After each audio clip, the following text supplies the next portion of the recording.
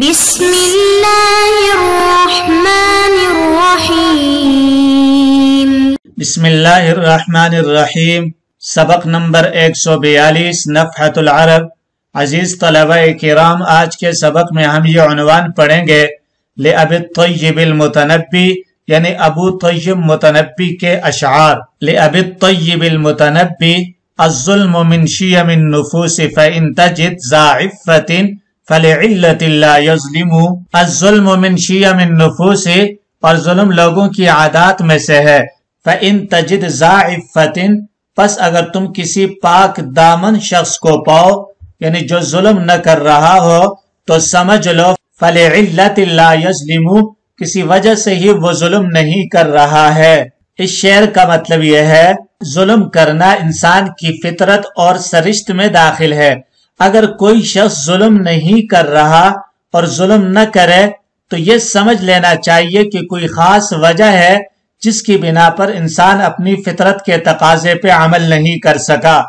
مثلا اس پر آخرت یا دنیا کا خوف سوار ہو گیا، یا یہ کہ اسے ظلم کرنے کا موقع ہی نہیں ملا۔ وَمِنَ الْبَلِيَّةِ عِزْلُ مَنْ لَا يَرْعَوِي عَنْ جَهْلِهِ وَخِطَابُ مَنْ لَا يَفْهَمُ، اور اس شخص کا ملامت کرنا بھی ایک مصیبت ہے، لا يَرْعَوِي عَنْ جَهْلِهِ، جو اپنی نادانی کی وجہ سے باز نہ آئے، وَخِطَابُ مَنْ لَا يَفْهَمُ، اور اس شخص کو مخاطب بنانا جو نہ سمجھ ہو۔ من البلیہ، اس کا مطلب یہ ہے کسی ایسے شخص کو ملامت کرنا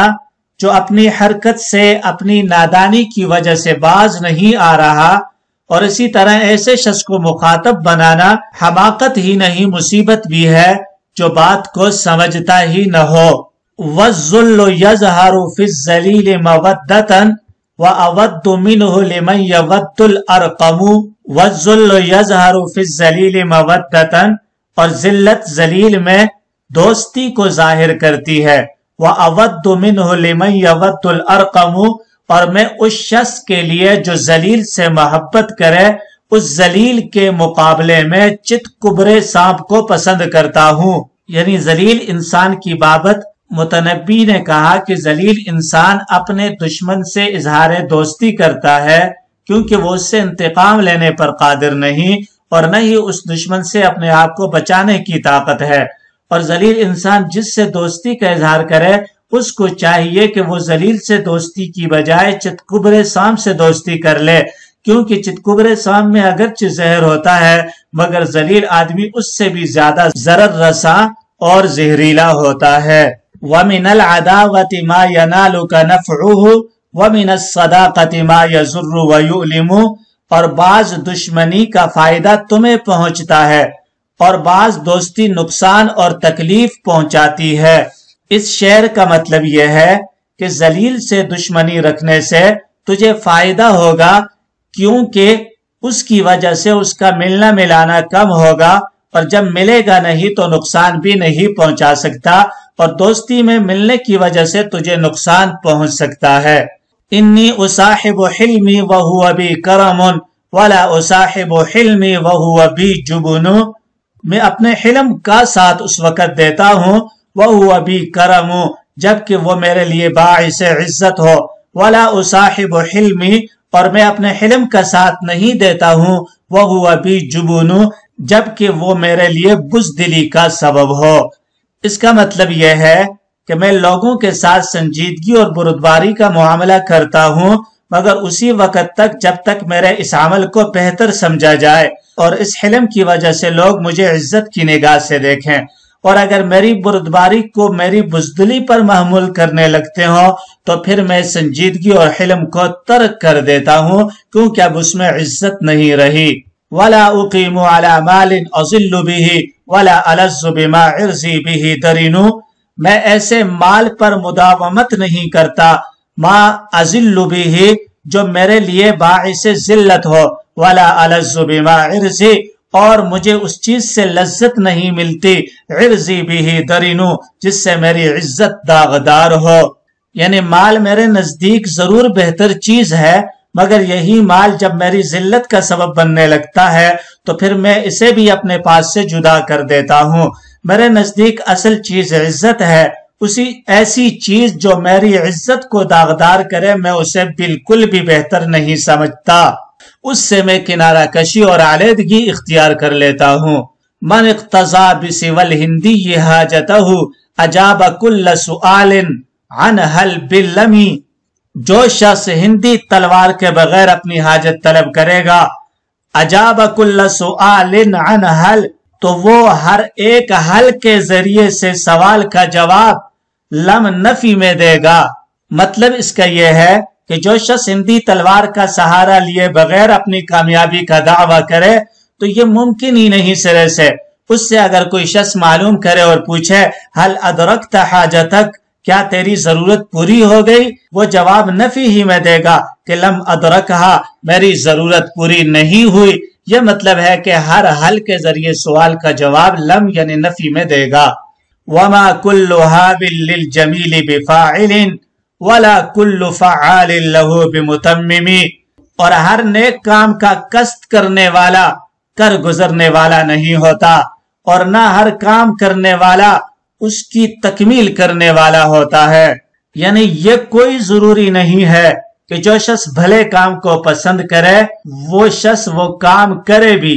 پسند کرنے اور اس کو عملی جامہ پہنانے میں بڑا فرق ہے۔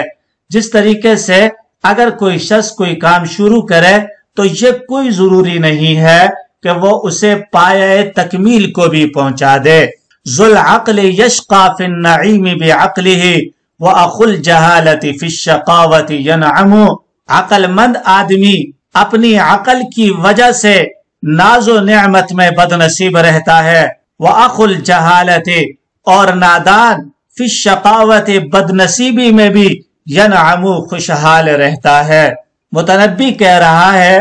کہ اگر کسی عقل مند کو مال و دولت اور اسباب عیش مہیا ہوں تب بھی وہ خوشحال اور بے فکر ہو کر زندگی نہیں گزار سکتا، اس لیے کہ وہ عقل مند ہونے کی وجہ سے انجام اور مستقبل پر نظر رکھتا ہے اور مال کو زیادہ بے دریغ نہیں خرچ کرتا، کیونکہ وہ جانتا ہے کہ حالات بدلتے دیر نہیں لگتی، برخلاف ناداں کے کہ وہ اپنی نادانی کی وجہ سے چونکہ انجام پر نظر نہیں رکھتا اس لیے جس طرح چاہتا ہے خرچ کرتا ہے اور خوشحال زندگی بسر کرتا ہے۔ والہم یخترم الجسیم نحافۃ ویشیب ناسیۃ الصبی ویحرم، اور غم تندرست و توانا شخص کو لاغری کی وجہ سے ہلاک کر دیتا ہے، ویشیب ناسیۃ الصبی ویحرم، اور بچے کی پیشانی کے بال کو سفید اور بوڑھا کر دیتا ہے۔ والہم یخترم یعنی غم بہت بری بلا ہے، موٹے تازے لحیم و شحیم اور ہٹے کٹے آدمی کو لاغر و کمزور کر کے ہلاک کر دیتا ہے، اور نوجوانوں کے بال کو سفید کر کے ان کو وقت سے پہلے ہی بوڑھا کر دیتا ہے۔ فلا غبرت بی ساعۃ لا تعزنی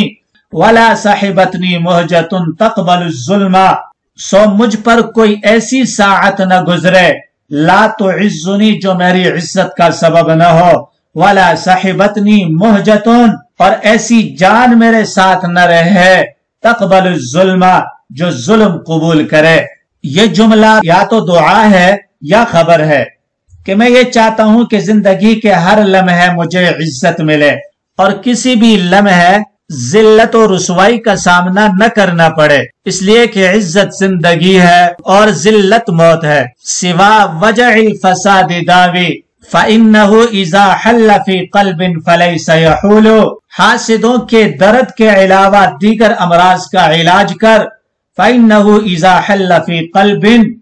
کیونکہ حسد جب دل میں اتر جاتا ہے، فَلَيْسَ يَحُولُ، پھر زائل نہیں ہوتا۔ اس کا مطلب یہ ہے کہ حسد کے علاوہ تمام بیماریوں کے علاج پر تم قدرت رکھتے ہو، اس لیے ان کا علاج کر لو، مگر حسد کے علاج کی کوشش مت کرو، اس لیے کہ جب کوئی شخص حسد کی بیماری میں مبتلا ہو جاتا ہے تو اس میں کمی آنے کے بجائے دن بدن اضافہ ہی ہوتا رہتا ہے۔ وَلَا تَطْمَعَنْ فِي حَاسِدٍ فِي مَوَدَّةٍ وَلَا تَطْمَعَنْ فِي حَاسِدٍ فِي مَوَدَّةٍ وَإِن كُنْتَ تُبْدِيهَا لَهُ وَتَنُولُ، کسی حاسد سے محبت کی طمع مت کر، اگرچہ تو اس کے سامنے محبت کو ظاہر کرے اور اسے نوازے،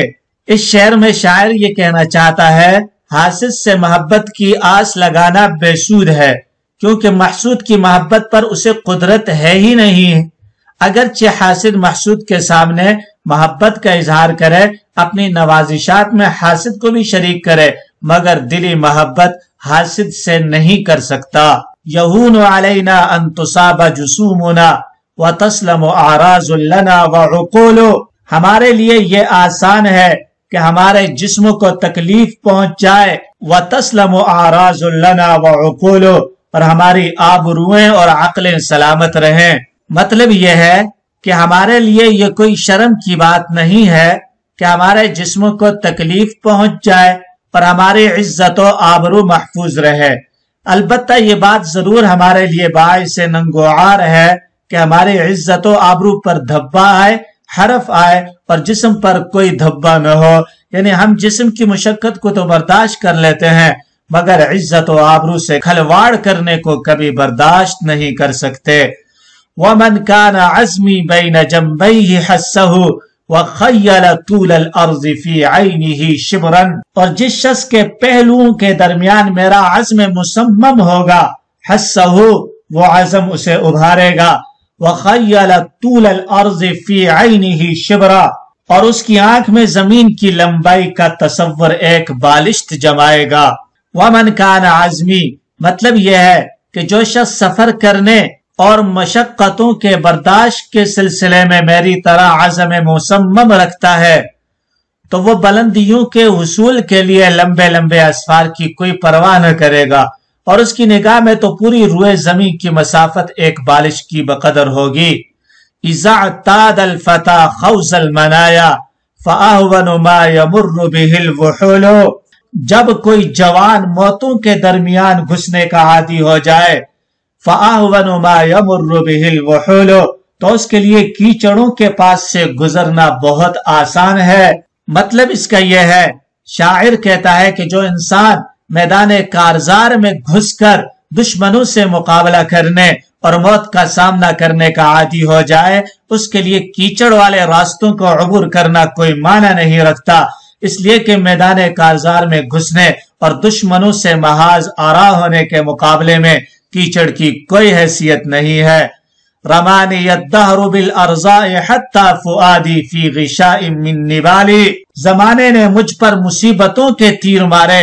हत्ता फुआदी फी ग़िशाइन मिन निबाली, यहाँ तक कि मेरा दिल तीरों के पर्दे में हो गया। यानी मेरे ऊपर जमाने के हवादिसात और मसाइब इस कदर आए कि मेरे दिल का कोई ऐसा हिस्सा बाकी नहीं रहा जिसमें तीर दाखिल न हुआ हो, और अब सूरत ये हो गई है कि दिल तीरों का गुलाफ बन गया है, यानी दिल के अंदर तीर ही भरे हुए हैं। फसुरतु इज़ा असाबतनी सिहामुन तकस्सरत निसालु अला निसाली, तो मैं ऐसा हो गया कि जब मुझे तीर लगते हैं, तकस्सरत निसालु अला निसाली, तो तीरों की भालें दूसरे भालों पर लगकर टूट जाती हैं। यानी मसाइब जमाना के तीरों की दिलों में इतनी कसरत हो गई कि अब किसी तीर के पार होने की जगह नहीं रह गई, जिसका नतीजा यह है कि अब अगर तीर की भालें पड़ती हैं तो दूसरे भालों से टकराकर खुद टूट जाती हैं।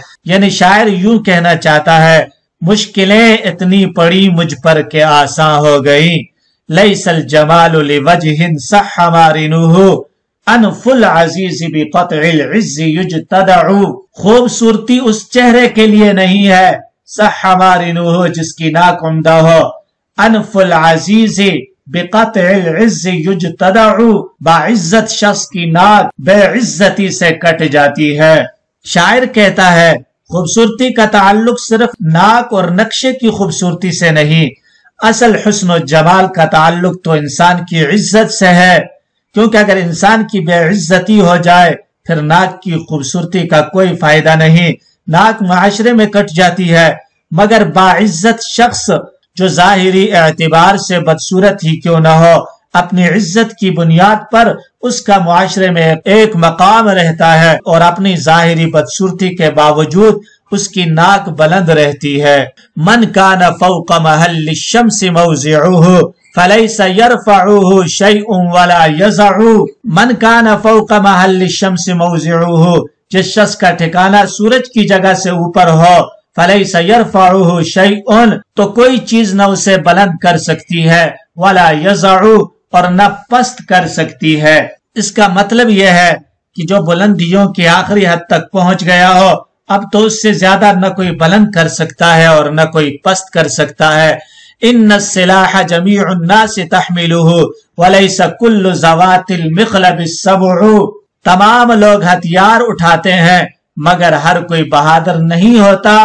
کیونکہ ولیس کل ذوات المخلب السبع کہ ہر پنجے والا درندہ نہیں ہوتا۔ متنبی کہتا ہے کہ یوں تو تلوار اٹھانے والے دنیا میں بہت ہیں مگر تمام تلوار اٹھانے والے بہادر نہیں کہلاتے۔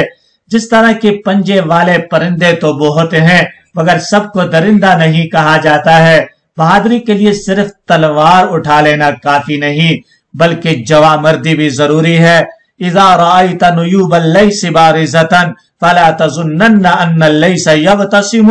اذا رأيت نيوب الليث بارزة، جب تو شیر کے دانتوں کو کھلا ہوا دیکھے، فلا تظنن تو یہ خیال مت کر ان الليث يبتسم کہ شیر مسکرا رہا ہے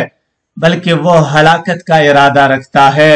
اذا رأيت نيوب الليث اس کا مطلب یہ ہے کہ شیر کے دانت تمہیں کھلے ہوئے نظر آئیں تو دھوکہ نہ کھاؤ، اس سے محتاط رہو، یہ مت سمجھو کہ وہ مسکرا رہا ہے بلکہ ایسی صورت میں وہ حملہ کرنا چاہتا ہے، اس لیے اس سے بچنے کی ہر ممکن کوشش کرو۔ ان کان سرکم ما قال حاسدنا فما لجرح اذا ارزاکم علم، اگر تم کو ہمارے حاسدوں کی بات سے خوشی ہوتی ہے،